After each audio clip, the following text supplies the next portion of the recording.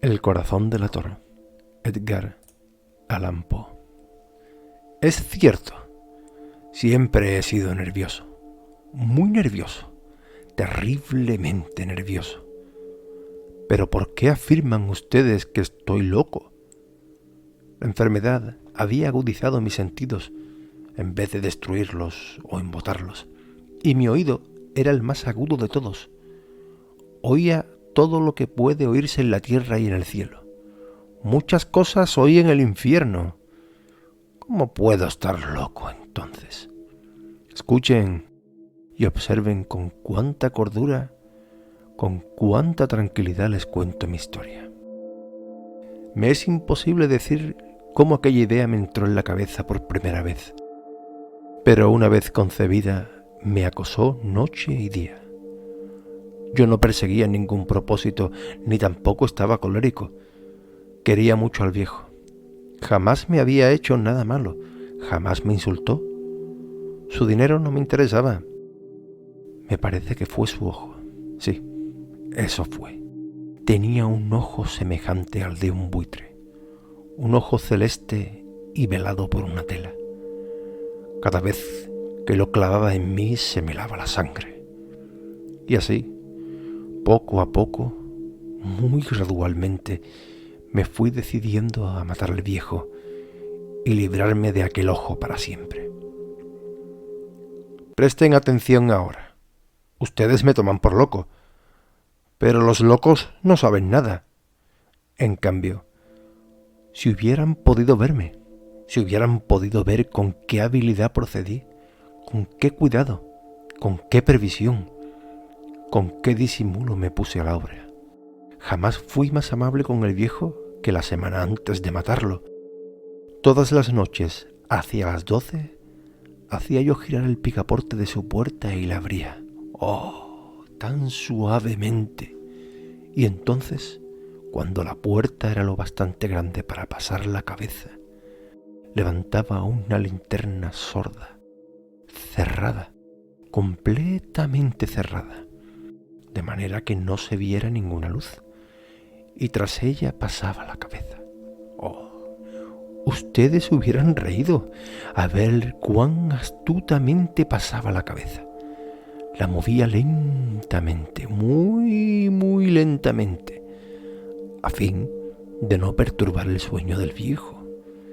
Me llevaba 1 hora entera introducir completamente la cabeza por la abertura de la puerta, hasta verlo tendido en su cama. ¿Es que un loco hubiera sido tan prudente como yo? Y entonces, cuando tenía la cabeza completamente dentro del cuarto, abría la linterna cautelosamente. ¡Oh! Tan cautelosamente. Sí, cautelosamente iba abriendo la linterna, pues crujían las bisagras. La iba abriendo lo suficiente para que un solo rayo de luz cayera sobre el ojo de buitre. Y eso lo hice durante 7 largas noches, cada noche a las 12, pero siempre encontré el ojo cerrado. Y por eso me era imposible cumplir mi obra, porque no era el viejo quien me irritaba, sino el mal de ojo. Y por la mañana, apenas iniciado el día, entraba sin miedo en su habitación y le hablaba resueltamente, llamándolo por su nombre con voz cordial y preguntándole cómo había pasado la noche.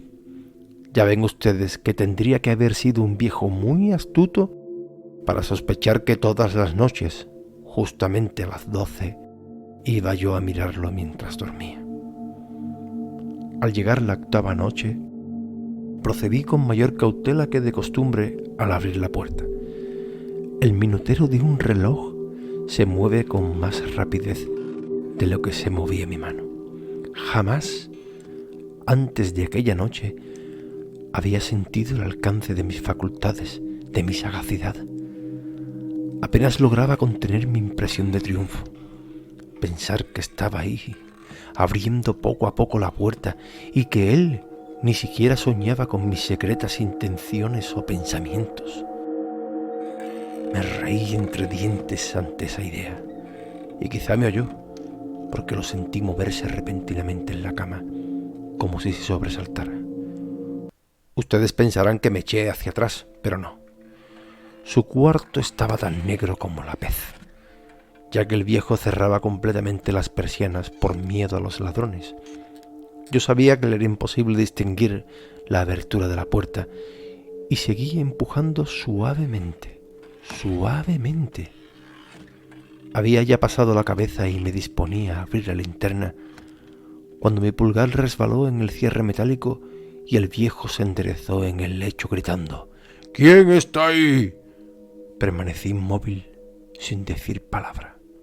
Durante 1 hora entera no moví ni un solo músculo. Y en todo ese tiempo no oí que volviera a tenderse en la cama. Seguía sentado, escuchando, tal como yo lo había hecho noche tras noche, mientras escuchaba en la pared los taladros cuyo sonido anuncian la muerte. Oí de pronto un leve quejido y supe que era el quejido que nace del terror. No expresaba dolor o pena, oh no.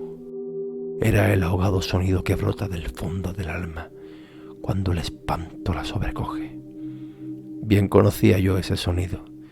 Muchas noches, justamente a las 12, cuando el mundo entero dormía, surgió de mi pecho, ahondando con su espantoso eco los terrores que me enloquecían. Repito que los conocía bien. Comprendí lo que estaba sintiendo el viejo y le tuve lástima, aunque me reía en el fondo de mi corazón.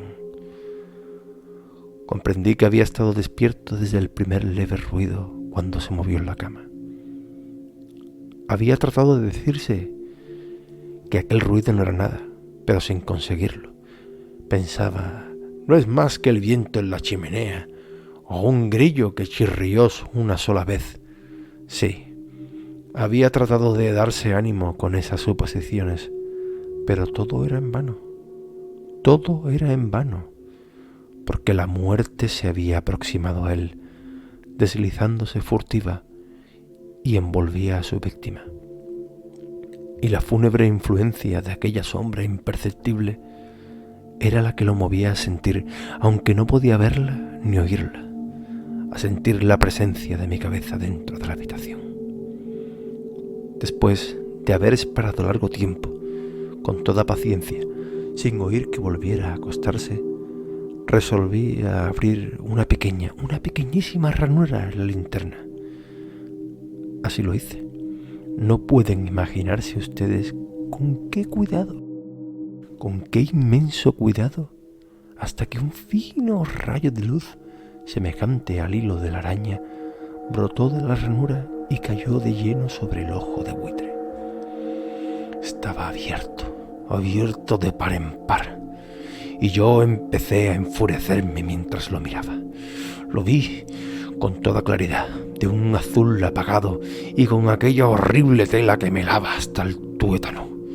Pero no podía ver nada de la cara o del cuerpo del viejo, pues como movido por un instinto, había orientado el haz de luz exactamente hacia el punto maldito.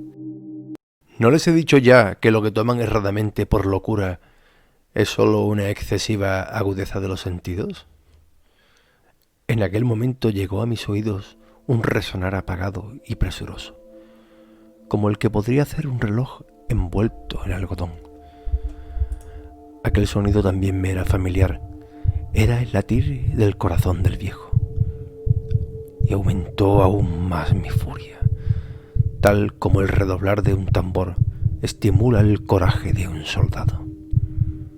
Pero incluso entonces me contuve y seguí callado, apenas si respiraba. Sostenía la linterna de modo que no se moviera, tratando de mantener con toda firmeza posible el haz de luz sobre el ojo. Entretanto, el infernal latir del corazón iba a un aumento. Se hacía cada vez más rápido, cada vez más fuerte, momento a momento. El espanto del viejo tenía que ser terrible, cada vez más fuerte, ¡más fuerte! ¿Me siguen ustedes con atención? ¿Les he dicho que soy nervioso? Sí, lo soy. Y ahora, a medianoche, en el terrible silencio de aquella antigua casa, un resonar tan extraño como aquel que me llenó de un horror incontrolable. Sin embargo, me contuve todavía algunos minutos y permanecí inmóvil. Pero el latido crecía cada vez más fuerte, más fuerte. Me pareció que aquel corazón iba a estallar, y una nueva ansiedad se apoderó de mí. Algún vecino podía escuchar aquel sonido. La hora del viejo había sonado. Lanzando un alarido, abrí del todo la linterna y me precipité en la habitación. El viejo clamó una vez, nada más que una vez. Me bastó un segundo para arrojarlo al suelo y echarle encima el pesado colchón. Sonreí alegremente al ver lo fácil que me había resultado todo. Pero durante varios minutos el corazón siguió latiendo con un sonido ahogado. Claro que no me preocupaba, pues nadie podría escucharlo a través de las paredes. Cesó por fin de latir. El viejo había muerto. Apoyé la mano sobre el corazón y la mantuve así largo tiempo. No sentía el menor latido. El viejo estaba bien muerto. Su ojo no volvería a molestarme.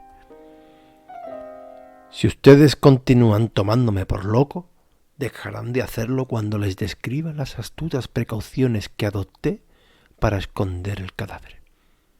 La noche avanzaba, mientras yo cumplía mi trabajo con rapidez, pero en silencio. Ante todo, descuarticé el cadáver. Le corté la cabeza, brazos y piernas. Levanté luego 3 planchas del piso de la habitación y escondí los restos en el hueco. Volví a colocar los tablones con tanta habilidad que ningún ojo humano, ni siquiera el suyo, hubiera podido advertir la menor diferencia. No había nada que lavar, ninguna mancha, ningún rastro de sangre. Yo era demasiado precavido para eso. Una cuba lo había recogido todo. Cuando hube terminado mi tarea, eran las 4 de la madrugada, pero seguía tan oscuro como a medianoche. En momentos en que se oían las campanadas de la hora, golpearon a la puerta de la calle. Acudí a abrir con toda tranquilidad, pues, ¿qué podía temer ahora? Hallé a 3 caballeros que se presentaron muy civilmente como oficiales de policía. Durante la noche, un vecino había escuchado un alarido, por lo cual se sospechaba la posibilidad de algún atentado.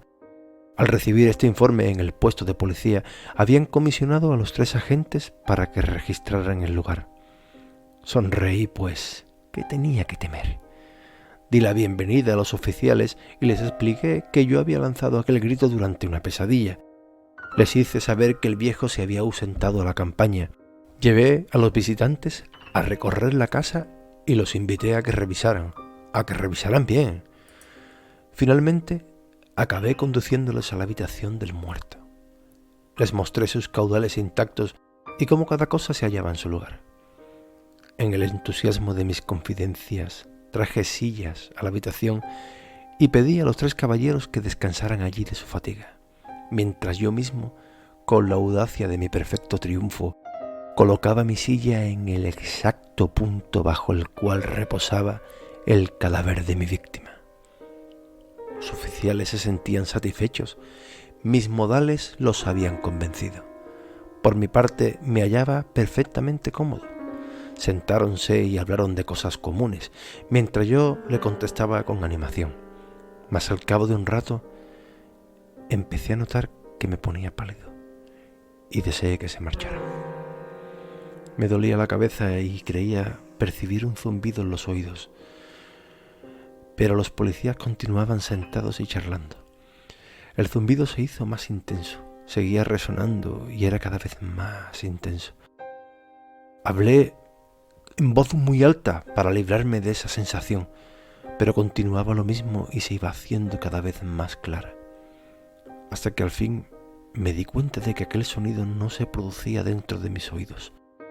Sin duda, debí de ponerme muy pálido, pero seguía hablando con creciente soltura y levantando mucho la voz. Empero el sonido aumentaba. ¿Y qué podía hacer yo?